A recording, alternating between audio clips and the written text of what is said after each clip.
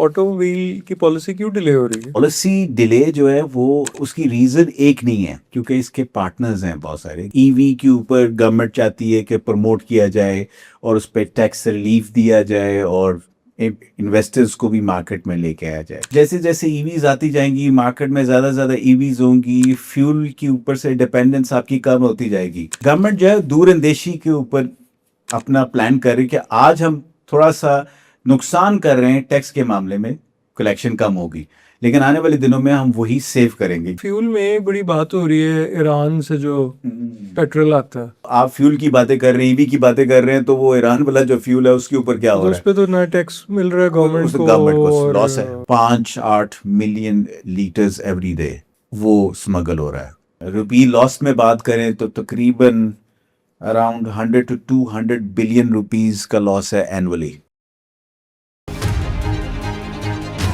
तो ये जो मतलब एक बच्चा निकला, उसने जॉब की कोशिश की, जो दूसरे बेटे बजाओ जो उसको फीड कर रहे हैं। मेरा था यहाँ पे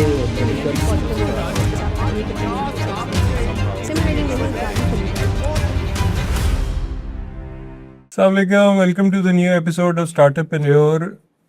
जब से बजट आया उसके बाद से एक सेक्टर की बहुत बात हो रही है और वो है ऑटोमोबाइल के बारे में।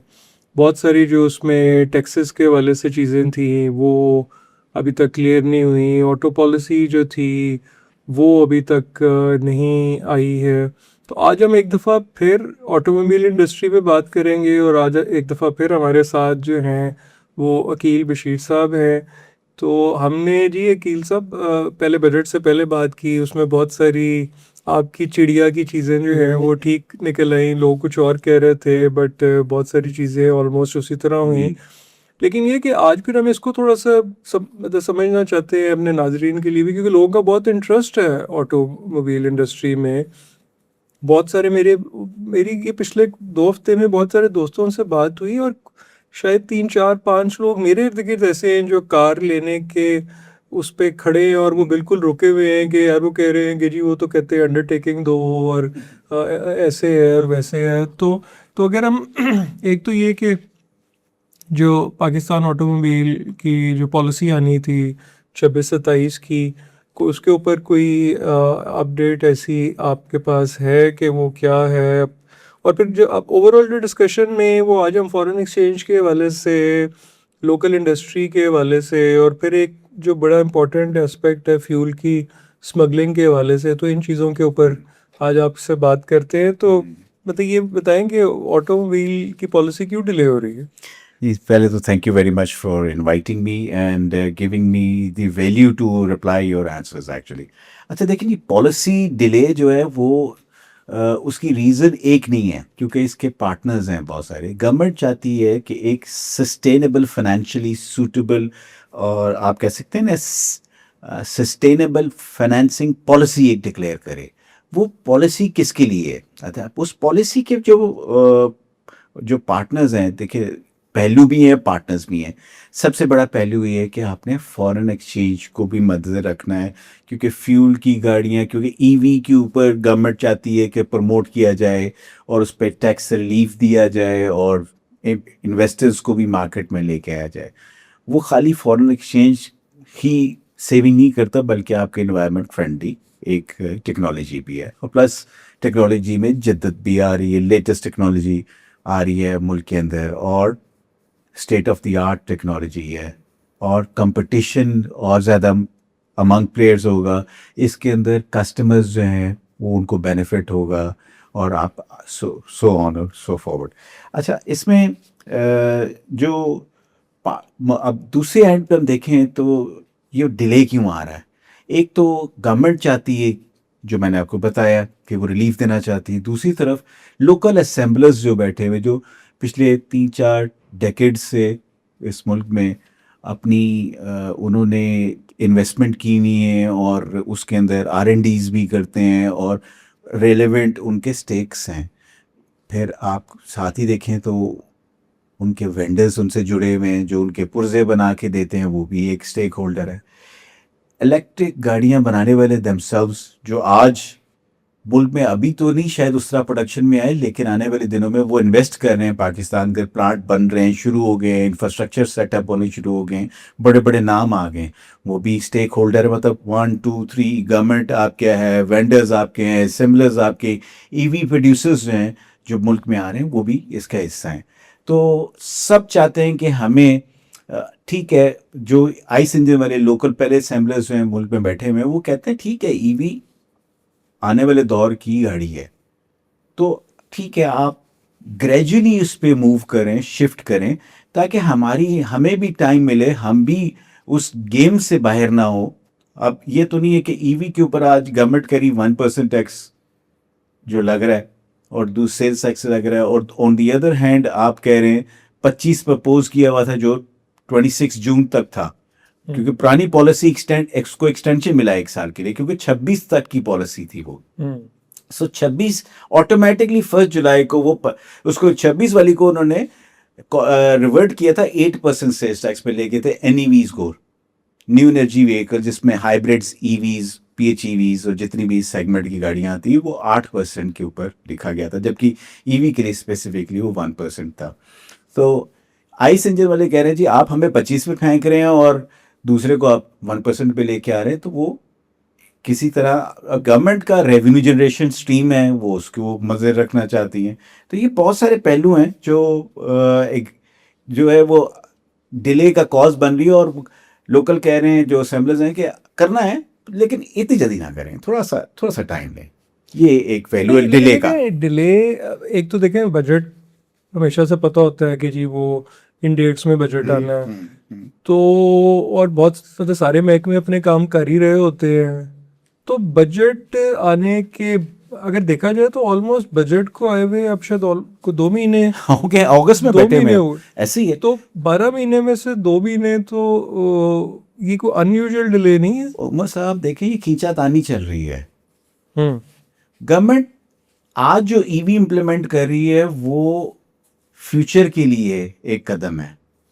देखिए आज अब ईवी आएंगे एकदम से तो पेट्रोल की इंपोर्ट खत्म नहीं हो जाएगी ना, तो ट्रिकल डाउन करते हुए जैसे जैसे ईवीज आती जाएंगी मार्केट में, ज़्यादा ईवीज होंगी, फ्यूल के ऊपर से डिपेंडेंस आपकी कम होती जाएगी, इंपोर्ट बिल जो है वो कम होता जाएगा। फ्यूल आप देखिए हर लीटर पे आप डॉलर दे रहे हैं इंपोर्ट के ऊपर, तो वो आते आते गवर्नमेंट जो है दूरअंदेशी के ऊपर अपना प्लान कर रही है कि आज हम थोड़ा सा नुकसान कर रहे हैं टैक्स के मामले में, कलेक्शन कम होगी, लेकिन आने वाले दिनों में हम वही सेव करेंगे। जबकि दूसरे जो लोकल असेंबलर्स बैठे हैं वो कहते हैं कि आप करना चाहते हैं करें, इम्प्लीमेंट करें, लेकिन इतनी ज़्यादा वेरिएशन मत क्रिएट करें कि 25% सेल टैक्स है जो इंडस्ट्री ऑलरेडी लगी हुई है और जो अभी आनी है उसको आपने पहले दिन से 1% पे ले गए, तो आप कहीं बीच में सबको बराबर लेवल प्लेइंग ग्राउंड आप ऑफर करें।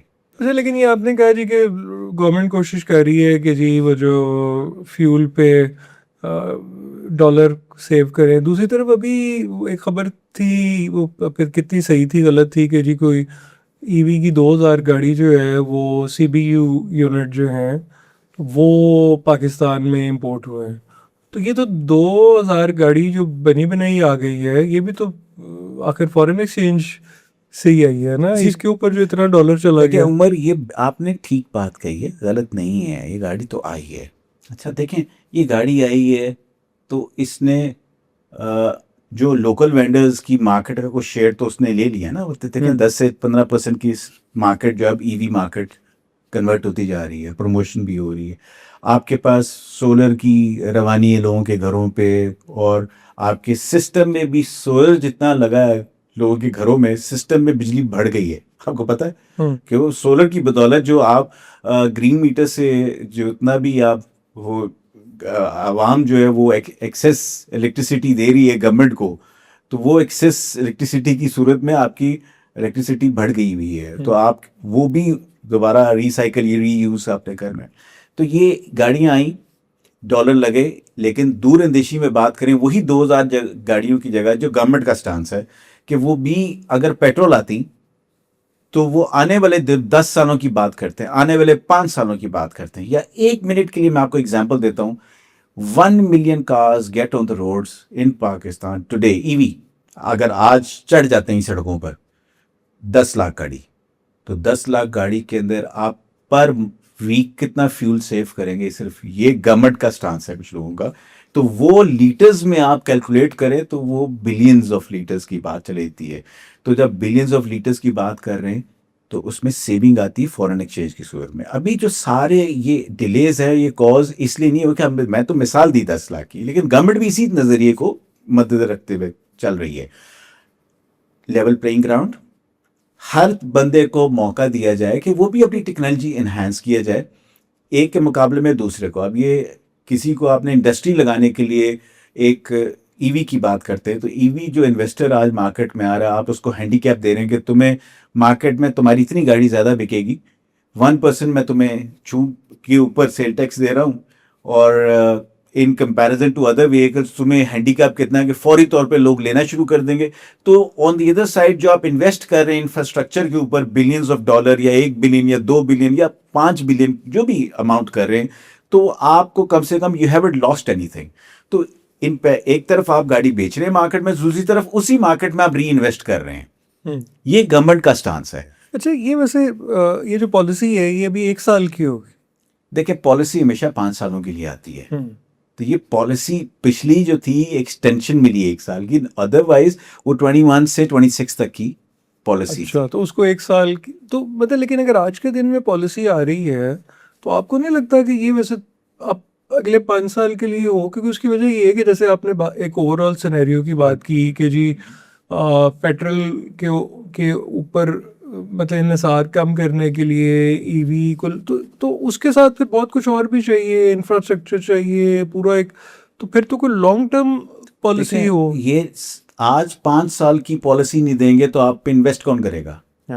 आपका लोकल इन्वेस्टर भी आप पे इन्वेस्ट नहीं करेगा 4 दिन की इन्वेस्टमेंट के लिए, जब तक उससे ये गारंटी ना हो कि मैं ये पैसे जो इन्वेस्ट कर रहा हूं मैं ये रिकवर भी करूंगा। ठीक है जी, आरओआई रिटर्न ऑन इन्वेस्टमेंट भी तो हर बंदा सोचता है ना, और फिर पीएनएल भी निकालता है, प्रॉफिट एंड लॉस भी देखता है। तो आरओआई को देखने के लिए आपको 5 साल की पॉलिसी देंगे तो कोई इन्वेस्ट करेगा ना आपके मुल्क के अंदर। आपने इंफ्रास्ट्रक्चर की बात की, अब मुझे ये अगर श्योरिटी नहीं है कि आपकी पॉलिसी कल चेंज हो जाएगी, मैं क्यों पैसे लगाऊं भाई? और ये कोई 1 रुपए 2 रुपए की बात तो है नहीं है, आप बिलियंस ऑफ डॉलर्स की बात कर रहे हैं, रुपीस की भी बात नहीं करते। इसीलिए तो जो लोकल अभी तक ये पॉलिसी नहीं आ सकी, तो देखें गवर्नमेंट ये चाहती है इन पैरेलल कि ये सब स्टेक होल्डर्स जो हैं किसी तरह मैनेज हो जाएं, सस्टेनेबल एक पॉलिसी निकल आए। और काफ़ी दफ़ा ड्राफ्ट्स बने हैं, देखें पापाम वाले बैठे हुए जो ये Pakistan association of automobile parts and manufacturers वाले जो बैठे हुए हैं वो भी स्टेक होल्डर्स हैं। अब इसी तरह मैन्युफैक्चरर्स भी उसका हिस्सा है, वेंडर्स भी उसका हिस्सा है, गवर्नमेंट इटसेल्फ इसका हिस्सा है। रेवेन्यू स्ट्रीम है ना सबके लिए, सबकी रेवेन्यू स्ट्रीम है, इसलिए तो सस्टेनेबल की बात कर रहे हैं। ऑन दी अदर हैंड हमारे जो IMF का हमारे पे प्रेशर है कि जी वो पैसे, तो IMF भी चाहता है कि जी रैशनलाइज एक पॉलिसी हो। IMF तो कहता था 18% क्रॉस द बोर्ड टैक्स लगा दें,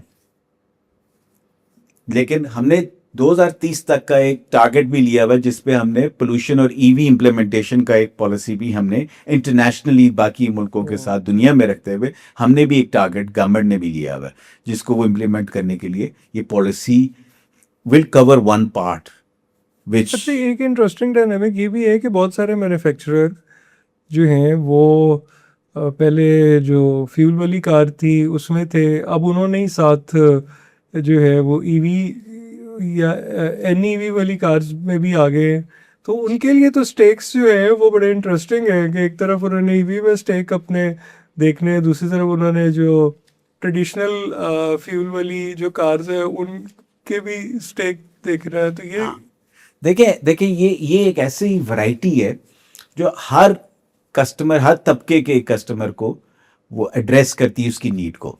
जैसे अपनी अब जो सवाल है आपका, right from middle class, upper middle, upper class, elite class, तो हर सेगमेंट को एड्रेस करने के लिए उन्होंने एक वैरायटी क्रिएट कर दी जो लोकल असेंबलर्स की जिससे बात हो रही है। तो लोग देखें ये चीज़ प्लीज़ बॉटम लाइन नोट कर लें, every manufacturer knows EV is reality, and yes it will one way day नहीं बल्कि बहुत जल्द ईवी ये रेवोल्यूशन की तरह आ रही है। देखिए खाली ईवी इलेक्ट्रिक गाड़ी नहीं है, EV technology NEV new energy vehicles technology है ना, जिसमें रेंज एक्सटेंडेबल ईवीज भी हैं, जिसमें PHEVs भी हैं, BHEVs भी हैं, हाइब्रिड्स भी हैं, ये सारा एक सेगमेंट है और ईवी इटसेल्फ एक सेगमेंट है। देखिए ये मकसद क्या है, फ्यूल सेविंग, इकोनॉमी, जितने पैसे ज़्यादा खर्च कर रहे हैं। पहले हम ईवी लेते थे, ये गवर्नमेंट ने अब जो इम्प्लीमेंट किया है ईवी की पॉलिसी के ऊपर, हमारी रीच से बाहर होती थी, बहुत सारे अपर मिडिल क्लास वाले भी अफोर्ड नहीं करते थे। आज वही गाड़ी जो उनकी रेंज में, कैपेसिटी में, बाइंग पावर में नहीं थी, आज उनके बाइंग पावर में आई है। ये भी दैट्स अ फैक्ट।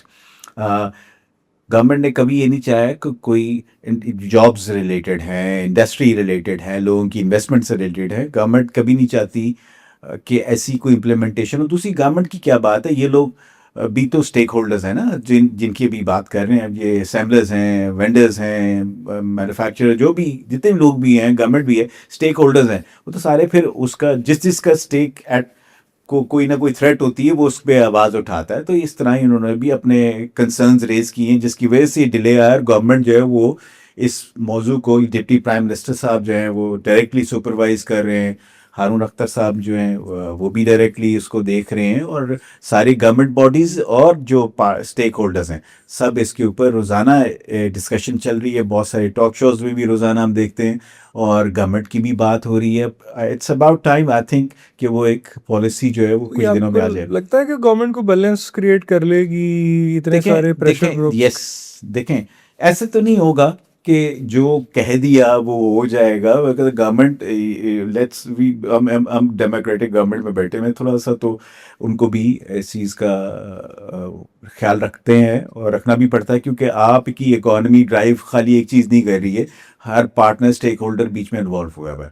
और दूसरी बात है, ये इकोनॉमी के अंदर इन्वेस्टर्स का भी बहुत बड़ा रोल है, आपको वो भी बदले रखना है। आपने you don't want to scare of everyone, तो कुछ ना कुछ बेनिफिट कहीं ना कहीं जाएगा। तो आने वाले दिनों में अगर कोई एग्जिस्टिंग प्लेयर को अगर थ्रेट है तो वो अपनी टेक्नोलॉजी भी अपग्रेड कर ही रहे हैं ना, लोगों ने किए हैं, ये भी ये आने वाले दिनों में ये भी करेंगे। सिर्फ उनका सवाल एक है कि हमें थोड़ा सा रूम भी दें कि हम ग्रेजुअली, आप बढ़ते बढ़ते, जैसे हम डिलीशन करते होते थे, हम कहते थे गाड़ी आज लॉन्च की है इसका 20%, जैसे अभी यही जो पॉलिसी है, ये गवर्नमेंट ये नहीं कह रही किसी को ईवी आपकी सदाबहार इंपोर्टेड आती रहेगी।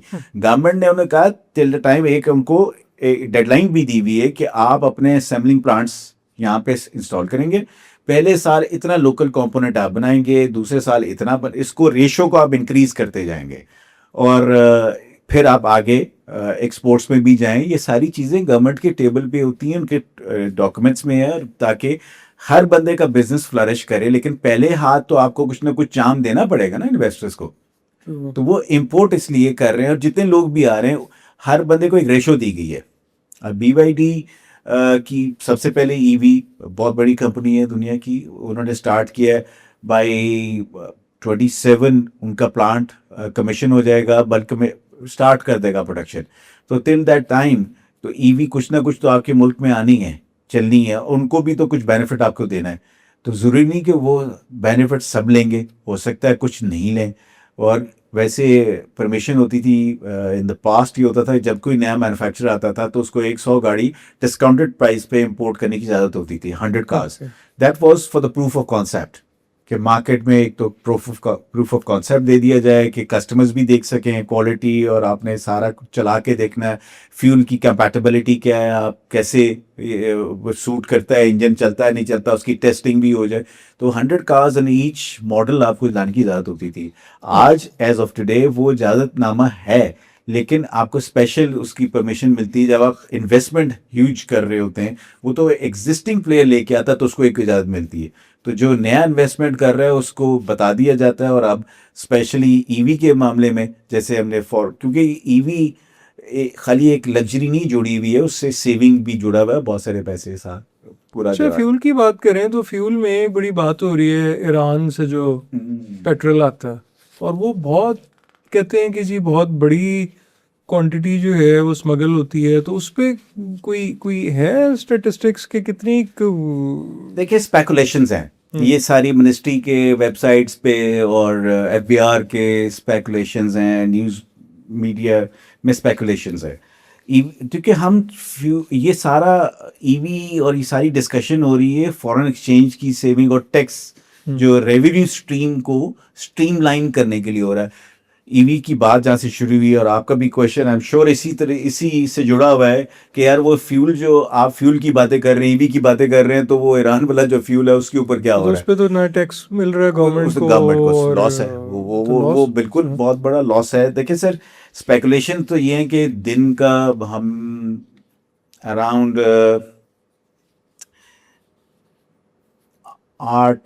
8 मिलियन लीटर्स एवरी डे वाह, वो स्मगल हो रहा है अच्छा, और एवरी डे। सो फिर यही स्पेकुलेशंस, अगेन स्पेकुलेशंस भी ये भी हैं कि महीने का 100 से 200 मिलियन लीटर्स वाह, स्मगल हो रहा है और साल का यही अगर कैलकुलेट करें से 2 से 3 बिलियन लीटर्स बन जाता है। और ये वो जो सोशल मीडिया और साइट्स के ऊपर लगा हुआ है। और अगर हम रुपी लॉस में बात करें तो तकरीबन अराउंड 100 to 200 बिलियन रुपीस का लॉस है एनुअली वाह। टैक्स। तो फिर देखें ये सारा एक ब्लैक इकोनॉमी और फिर जो स्मगलिंग के जो अदरवाइज एक असरात हैं वो देखिए ये क्वेश्चन तो वैलिड है आपका कि इस पहलू के ऊपर भी फोकस होना चाहिए ताकि हमारे रेवेन्यू स्ट्रीम्स जो हैं, क्योंकि ये ऑटोमोबाइल से फ्यूल रिलेटेड है आपका सवाल भी, मेरे ख्याल में इसीलिए एक तरफ हम फोकस कर रहे हैं, इतना झगड़ा कर रहे हैं, पैसे बचाने हैं, इंपोर्ट बिल के लिए बचाने हैं, ये भी करना है, टैक्स इकट्ठा करना है और हमने जॉब सस्टेनेबिलिटी देनी है। दूसरी तरफ आपका फ्यूल उधर से निकलता जा रहा है जो गाड़ियों में ही डल रहा है। गाड़ी को बनाने या इंपोर्ट करने में सारा है जो उसका इतना ज़्यादा फ्यूल जो है वो स्मगल हो रहा है, उस वो बिल्कुल फिर उसके ऊपर देखिए उस पे काफ़ी सारे जो जहाँ ये फिगर्स आती हैं वहाँ पे बहुत सारे कोशिश भी हो रही है गवर्नमेंट की एजेंसीज की बहुत सारी कि इसको इस एरिया पे फोकस किया जाए। रेवेन्यू स्ट्रीम है ना, ये भी आपका सवाल तो वैलिड है, लेकिन ये ऐसी चीज़ नहीं है जिसको हम ओवरनाइट टैकल कर सकें। काफ़ी अरसे से ये कुछ फॉरेन हैंड्स भी इसमें जो है इन्वॉल्व हैं, जिसकी वजह से ये सारा एक रैकेट जो है वो चल रहा है हमारे मुल्क में। लेकिन अल्लाह का बड़ा फजल है, हमारे इदारे जो हैं सिक्योरिटी के वो इसके ऊपर बहुत फोकस्ड हैं और काफ़ी हद तक उन्होंने कामयाबी भी हासिल की हैं। और आने वाले दिनों में इंशाल्लाह ताला जैसे हम हर चीज़ को ओवरकम कर सकते हैं और हमारी विलिंगनेस भी है तो वो भी ओवरकम कर लिया जाएगा। ये मेरी फीलिंग है और ये प्लानिंग भी है इसका। देखिए ना इसके अंदर ये जो सारी आप टैक्स की बात कर रहे हैं, इसमें बिजनेस के अंदर हमारे एक इन्वेस्टर बहुत बड़ा है जो फॉरेन कंपनीज हैं जो इन्वेस्ट करती हैं, फ्यूल कंपनीज जो है, लाइसेंस्ड ऑयल कंपनीज जो मार्केटिंग कंपनीज हैं, ये इनका बहुत बड़ा नुकसान होता है जब ऐसे दूसरी साइड के ऊपर स्मगल आ रहा है। लेजिटिमेट कंपनी है वो तो कितने बिलियंस इन्वेस्ट करती है पहले ड्रिलिंग करने में, फिर उसको सब कुछ करने में, तो वो तो और फिर कभी वो ड्रिल होके निकलता है नहीं निकलता। यही बात है ना, तो देखें वो ये उनको थ्रेट है, this is a big threat. हमारे गवर्नमेंट के टैक्स कलेक्शन के अंदर सबसे बड़ा प्रॉब्लम होता है। और फिर ये फ्यूल प्राइसेस को भी वेरिएशन इतनी होती है, जब स्मगल वाले की प्राइस और आपका लोकल प्राइस, और फिर वो प्राइस के ऊपर कैसे वो अफेक्ट कर रहा होता है पूरी मार्केट को, पूरे बिजनेस को अफेक्ट कर रहा है। और अनफेयर कंपटीशन जो है ना मार्केट में चल रहा होता है। ये सारी चीज़ें जो है ये है तो सही वहाँ से रिलेटेड हैं, लेकिन देखें अगेन हमारा जो मेन आज का जो सब्जेक्ट है वो है पॉलिसी के ऊपर। और पॉलिसी डिले आई है जो गवर्नमेंट की तरफ से ऑटो पॉलिसी के ऊपर बात हो रही है, तो उसमें ऑटो पॉलिसी सिर्फ एक ही झगड़ा चल रहा है कि जी आप ईवी को 1% पे लेके आए हैं, गवर्नमेंट जो इन्वेस्टर्स को एक साइड पे प्रमोट कर रहा है, दूसरी साइड पे हमारा जो एनवायरनमेंट फ्रेंडली जो एक सारा इंफ्रास्ट्रक्चर है उसको क्रिएट कर रहा है। तो तीसरी जगह रेवेन्यू स्ट्रीम को आने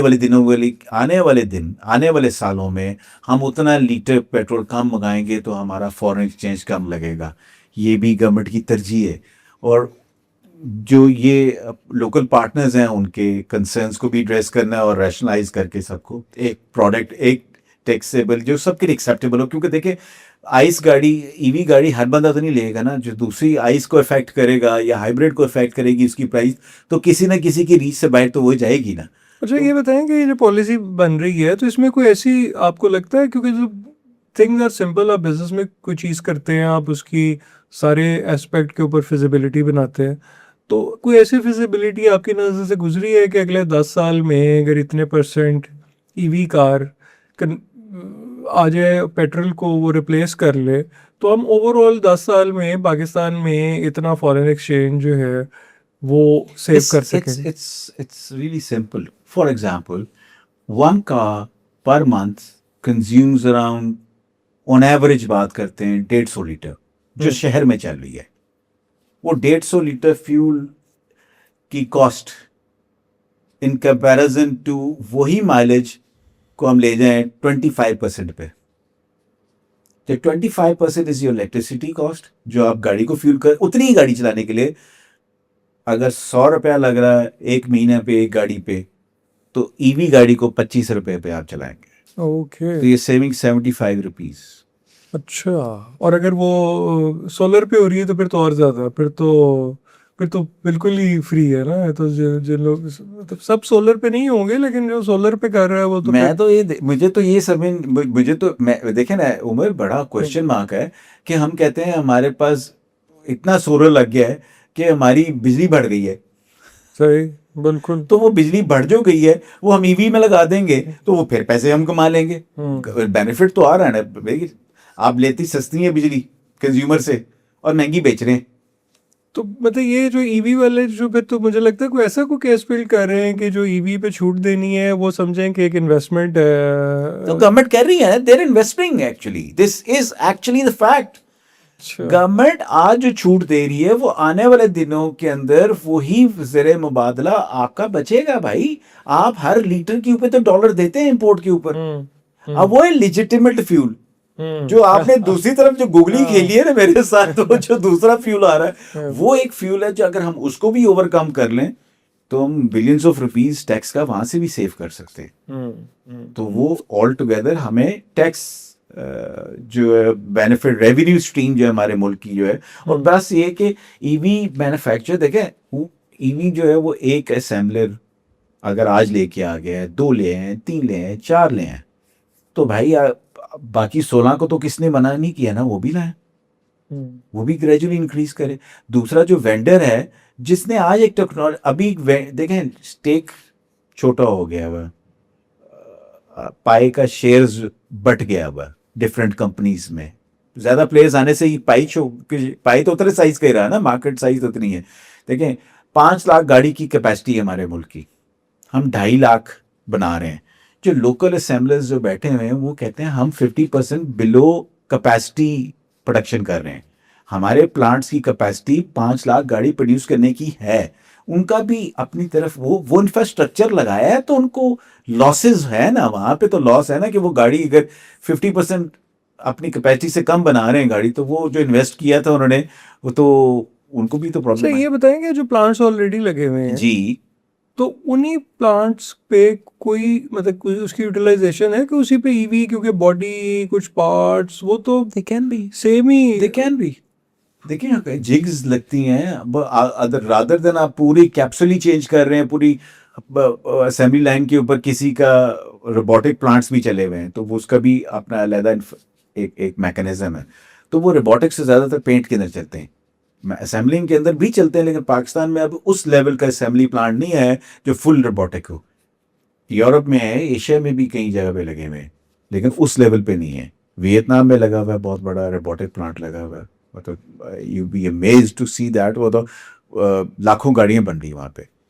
अच्छा, ये इस वक्त जो बहुत सारे, वो मैं इस्लामाबाद था तो वैसे कहीं बात हो रही थी कि बहुत सारे जो प्रेशर ग्रुप्स हैं वो आ जा रहे हैं इस्लामाबाद के, तो बहुत सारी डिस्कशन हो रही है। तो अगर आपने को गवर्नमेंट को एडवाइस करना हो इस पॉलिसी के लिए, तो आप गवर्नमेंट को क्या एडवाइस करेंगे? देखिए जी, गवर्नमेंट को मेरी जो ऑनेस्टली एडवाइजेस तो यही होगी कि आप जो लोकल पार्टनर्स हैं उनको भी मदद रखते हैं, लोकल वेंडर्स को भी मदद रखें, रेवेन्यू स्ट्रीम्स हैं उनकी भी देखें। बहुत जल्द हमें हमें इम्प्लीमेंट करना है, हमने एक गोल रखा हुआ है कि उस गोल को अचीव करने के लिए आप एक दिन में तो नहीं सारा कुछ करें। लोगों के इंफ्रास्ट्रक्चर सेटअप हुए हैं, तो ग्रेजुअली आप उनको भी मौका दें, और जो नए आ रहे हैं उनको भी सर्टनली आप थोड़ा सा हैंडीकैप दें, ताकि वो भी चाम उनके लिए भी हो कि वो उन्होंने आए हैं मुल्क के अंदर, और वो उनको भी पैसे बचाने हैं। वो पैसे लगाएं जिससे वो उसी लिए है ना, पार्ट्स मैन्युफैक्चर वाले जो है फ्यूचर में उनको भी आप एडवांटेज दें, और हमारे बैलेंस जो है ना ट्रांजैक्शन होनी चाहिए पूरी अमंग एवरीवन, जितने भी स्टेक होल्डर्स के हम रिपीटेडली नाम लेते रहें, और लोगों की जॉब प्रोटेक्शंस भी हो जाएंगी इसी तरह। देखिए ईवी जब इंपोर्ट होती है और कम असेंबलिंग हो तो बहुत सारे लोग जो है ना जिसमें एम्प्लॉयमेंट जो है वो सेक्रीफाइस होती है, कॉम्प्रोमाइज़ हो जाती है। तो उसको मद्दे रखते हुए गवर्नमेंट का फोकस ये होना चाहिए कि एक सक्सेसफुल पॉलिसी हो जो अचीव करे सारे ऑब्जेक्टिव्स जो है ना सारे इकट्ठे अचीव कर सके हम। अच्छा, जनरली देखिए मार्केट जो है ना वो डिमांड एंड सप्लाई की थोड़ी सी ठीक है। ऊपर है ना। तो अगर मतलब आपकी बात ठीक है कि अगर वो सब अभी ना बढ़ाएं, बाकी पे भी मतलब ना बहुत ज़्यादा ना हाइब्रिड पे करें। ना बढ़ाएं, बाकी चीज़ों पे ना बढ़ाएं अगर, तो शायद कुछ अरसे में मेरे ख्याल है पेट्रोल बाकी चीज़ें, क्योंकि टेक्नोलॉजी आहिस्ता आहिस्ता ऑब्सोलीट होती जाएगी, लोग अगर आहिस्ता आहिस्ता ईवी पे ही जाते जाते हैं, तो मे बी अगर 5 ईयर की पॉलिसी आनी है तो by the end of 5 year बहुत सारी यही बात टेक्नोलॉजी बदल चुकी होगी। Absolutely right, spot on Umar, ये सही बात की है आपने कि गवर्नमेंट को मेरी एडवाइस तो यही होगी कि रादर देन 1% पे आप लेके जा रहे हैं, जैसे हम हाइब्रिड की बात कर रहे हैं, आप 25% पे लेके जा रहे हैं, आईएमएफ कह रहा है सबको 18% पे लगा दो, तो आप जनाब अगर आपने किसी को 1 किया है दूसरे को आप 8 से 25 पे तो नहीं लेके जाए ना, क्योंकि hybrid was 8% earlier. 30th of June को सेल टैक्स 8% था उसके ऊपर, 1 जुलाई को आप कह रहे हैं 25%। लुक अच्छा, एट द हाइब्रिड में इंक्रीज। तो वैसे फ्यूल सेव कर ही रही है ना। एग्जैक्टली बट वो किसी ने उसकी तशरीह ये कर दी है कि ये ईवी नहीं है। देखिए ओके। उसमें ईवी का जो उन्स है वो कम है, ये पेट्रोल ही समझें। तो वो जिस तशरीह जिसने की है ठीक है, सेविंग तो फ्यूल सेविंग तो वो भी कर रही है। अगर चले मैं कहता हूँ 1 मिनट के लिए कहते हैं आप ठीक कह रहे हैं ये ईवी नहीं है, तो कहीं आप 1% को 8 से 1 पे ले गए हैं और कहीं 8 से 25 पे ले गए हैं। हाँ तो रैशनलाइज तो नहीं किया ना आपने, तो कहीं तो रैशनलाइजेशन करें। और देखिए इसमें बहुत सारे स्टेक होल्डर्स इन्वॉल्व हैं। EV is one part, but 5 different other जो स्टेक होल्डर्स हैं उनको आप इग्नोर नहीं कर सकते। आपको उनको अपने साथ लेके चलना है और ग्रेजुअली आगे मतलब लेके ऐसे ऐसे टेक्नोलॉजी, हाँ। पेट्रोल पंप्स हैं तो उनके पे उतना ही ईवी स्टेशंस लगेंगे, बहुत चार्जिंग स्टेशंस लगेंगे सारा और कुछ हो रहा है। चार्जिंग स्टेशंस की सब लोग वो भी एक इन्वेस्टर्स हैं ना, वो भी पार्टनर्स हैं। ईवी जब हम ईवी की बात करते हैं तो जी ईवी इंफ्रास्ट्रक्चर इंस्टॉल करने वाले भी तो पार्टनर्स हैं। तो आप उनको भी मदद रखते हुए आप ये सारी चीजें जो है आपको पैरेलल और बड़ा हर बंदे को हमने मदद से रखते मुल्क हैं। में अगर हम मतलब इन नेक्स्ट 10 to 15 ईयर्स देखें तो मतलब कितने % पेट्रोल रिप्लेस हो जाएगा? वो देखें 2030 तक 15% पे हम बैठे हुए हैं पिछले 2 सालों में। 10 से 15% पे हम आ गए ईवी, न्यू एनर्जी व्हीकल्स पे आ गए हुए हैं। अच्छा, अगर इसका 100 मतलब है सालों कि में अब आ गए तो 30 से 35% पे तो जाएंगे हम। तो चलेंगे, तो फिर अच्छी एक चेंज है कि यही तो मैं कह रहा हूँ। देखें ईवीज जो है, डीजल गाड़ियां जो है हमारी कमर्शियल यूज यूटिलिटी पे है, जो नेसेसिटी है, उसके बगैर गुजारा नहीं है। कोई भी लाइवलीहुड, हम खाना पीना कुछ नहीं कर सकते हैं, एक्सपोर्ट इम्पोर्ट्स वो तो डीजल के बगैर हम कर ही नहीं सकते। लेकिन कहीं ना कुछ तो रिलीफ मिलना चाहिए ना, तो इसलिए गवर्नमेंट ने ये पॉलिसी लाई है। शायद कहीं ना कहीं ये इस तरीके से एक्सप्लेन नहीं किया जा रहा है, या लोग उसकी तशरीह अपने प्रोग्राम्स में नहीं कर पा रहे हैं कि ये हम हर थ्रिल जो क्रिएट करनी होती ना कि ये ओ हो ये हो गया वो हो गया, तो we need to be very तो समझदारी के साथ कुछ ना कुछ एनार्की नहीं फैलानी होती, बताना भी समझाना भी होता है कि ये ठीक है, कहीं कोई ना कोई, हर बंदा फरिश्ता तो नहीं बैठा हुआ, गलती किसी से भी हो सकती है, मेरे से और आपसे, दोनों से हो सकती है। हम कोई ना कोई बात ऐसी भी कर सकते हैं जो हमारी नॉलेज में ना हो, हम उसके लिए अब अपॉलॉजीज भी करते हैं, कोई भी किसी को कोई ऐसा प्रॉब्लम नहीं है। तो हम कोशिश करें समझने की गवर्नमेंट का पहलू को भी, और गवर्नमेंट को भी ये सोचना चाहिए कि आपने स्टेक होल्डर्स को कैसे लेके चलना है ताकि वो सब विलिंग हैं, they're accepting the technology, they accepting कि ये होना है। So ये it's all about time for changeover. Exactly Okay. आपको चेंज ओवर का सबको कुछ ना कुछ लेवरेज देना है ताकि उनको भी करते हुए प्रॉब्लम ना हो। और आप ही के लोग हैं, यही टैक्स कलेक्शन में आते हैं। देखें इंपोर्ट करने जो लोकल असेंबली जो गाड़ी बन रही है उसके ऊपर टैक्सेस का कितने बिलियंस का आपका टैक्स आ रहा है इंपोर्ट करने पे, ठीक है। और हर बंदे को जॉब सिक्योरिटी भी मिली हुई उसी धंधे से, जबकि सीबीयू के अंदर वो आधा है, बल्कि आधा का भी कम है, इतना नहीं है। लेकिन वो आज है, जब हम उस नंबर पे पहुंचेंगे जहाँ पे लोकल असेंबल्स बाकी बैठे हुए हैं, तो वो आने वाले दिनों में हर बंदा जो है वो फिर बेनिफिट लेगा इसके साथ। अच्छा, एंड पे आप जो एक बायर है, कस्टमर है, उसको आप क्या क्योंकि ये तो इस सारी गुफ्तगू में तो कस्टमर तो फिर बहुत ही परेशान रहे कि अच्छा वो फिर क्या करे, अब वो पुरानी चीज़ ले तो वो पता नहीं कब तक चले, वो नई पे जाए, तो मतलब तो ये फिर एक कस्टमर के लिए आपकी क्या सर advice? उमर कस्टमर भी अब जो है ना उसने कैलकुलेशनें कर ली हैं। मैंने अभी आपको बैठाया कि जी 100 रुपये का पेट्रोल अगर आप एक महीने में यूज़ करते हैं तो ईवी गाड़ी के साथ आप 25 रुपये का यूज़ करेंगे। तो ये कैलकुलेशन हमारे कस्टमर ने भी कर ली हुई है। आप देखें वो जो 10 से 15% पे मार्केट आ गई है, परचेज आ गई, आप एनीवीज मार्केट में फ्लड कर गई हैं, वो कौन लेने वाले हैं? वो वही कस्टमर्स हैं जिन्होंने अपना मैथ्स किया है और आने वाले दिनों में भी कर रहे हैं, और वो अपनी यूटिलिटी के हिसाब से बढ़ता जा रहा है day by day. Everyone knows कि वो यार ये तो बेनिफिशियल है हमारे लिए, ठीक है, हमने इतने पैसे लगाए, हमारा डेप्रिसिएटेड वैल्यू या रेजिड्यूल वैल्यू आफ्टर 5 years और 3 years क्या बैठ जाएगा, सब ने कैलकुलेशन की हुई है।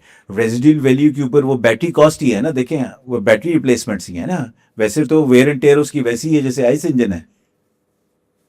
तो ग्रेजुअली जब हम अपने पुराने दौर से नए दौर में आए हैं तो हमें कार्बोरेटर इंजन्स की आदत होती थी, फिर हम EFIs पे आ गए, तो हमें टेक्नोलॉजी हमने डाइजेस्ट कर ही ली। तो अब जब हम EFI से EVs पे जाएंगे और NEVs पे जाएंगे तो हम वो भी टेक्नोलॉजी डाइजेस्ट कर ही लेंगे, मैटर ऑफ टाइम है। तो चलें ज़बरदस्त जी, थैंक यू वेरी मच। तो आपको वैसे क्या लग रहा है कि अभी एज ऑफ टुडे कब तक I think max week 10 days में ड्राफ्ट तो सबने तैयार किए हुए हैं, बस वो सब स्टेक होल्डर्स को लाना चाहिए, लेके आना चाहिए ऑन बोर्ड, जो वो सब मिलके उसको एक्सेप्ट करेंगे और सबके लिए एक्सेप्टेबल हो भी। देखें फिर वही बात, गवर्नमेंट ने अगर करना होता तो ख़त्म होगी बात ही ना करती। अगर गवर्नमेंट की विलिंगनेस ना हो तो आप इसको ड्रैग कर सकते हैं 1 जुलाई से आज अगस्त तक, आप नहीं कर सकते। तो वो गवर्नमेंट की विलिंगनेस है, और जाहिर है वो इसलिए विलिंगनेस है कि भाई आगे भी वो बात उनकी में भी दम है। अब ये कि कंक्लूड कहाँ करना है, सिर्फ इतनी सी बात है। तो may be weak 10 days, because you can not drag it, invoices रुकी हुई हैं। एनीवीज हाइब्रिड गाड़ियों की इनवॉइस नहीं कर रहे लोग, 25% के ऊपर अंडरटेकिंग जो अभी आपने बात की है, तो वो भाई वो इसीलिए कि आप गाड़ियों की इनवॉइसिंग नहीं कर रहे हैं, परचेजिंग नहीं हो रही, सेलिंग शायद किसी ने करके रिजर्व करके खड़ी कर दी हो, क्योंकि अंडरटेकिंग जो कस्टमर दे रहा है कि भाई अगर ये लग गया तो मैं बाकी पैसे दूंगा, नहीं लगा तो ठीक है जी मुझे आप रिफंड कर दीजिएगा। किसी ने दिया किसी ने नहीं दिया, तो वो इसलिए ये चीजें, वो टैक्स है भाई, वो गवर्नमेंट उसकी रसीदें कटनी है, सेल टैक्स जाना है, तो वो सेल टैक्स गवर्नमेंट को भी जरूरत है, इतने पैसे आपने एट होल्ड वो रिजर्व रखे में पर मंथ। ये एक असेंबलर ने नहीं रोका, सब असेंबलर्स ने रोक दिए हैं। जितने लोग हाइब्रिड गाड़ियां बनाते हैं सब ने रोक दी हैं। तो जब सब ने रोकी हैं तो गवर्नमेंट भी चाहती है कि इसको सेटल करें ASAP, ताकि वो जो टैक्स रुका हुआ है और आवाम से उनकी भी मंशा पूरी हो जाए और बाकियों की भी जो है ना ख्वाहिश पूरी हो जाए। चलें जी, great, thank you very much. We hope के कोई ऐसा रैशनल पॉलिसी आए जो कंज्यूमर के लिए भी और जो मैन्युफैक्चरर है उन सब के लिए भी बेनिफिशियल और सबके लिए वो वर्थ अंडरस्टैंडिंग हो, और एकदम ही नहीं सबके लिए शॉकर ना हो। अब ये शॉकर जो है सबको लगता है, अल्टीमेटली जो टैक्स लगता है वो आवाम को ही जाके हिट करता है, क्योंकि किसी असेंबलर ने अपनी प्राइस में तो उसको एडजस्ट नहीं करना ना, तो वो आवाम को ही ट्रिकल डाउन करता है इफेक्ट जाके। तो ये देखें, let's hope for the best and I have high hopes, let's hope so. चलो इंशाल्लाह. Okay, Thank you, Umar. Thank you for your time. Thank you.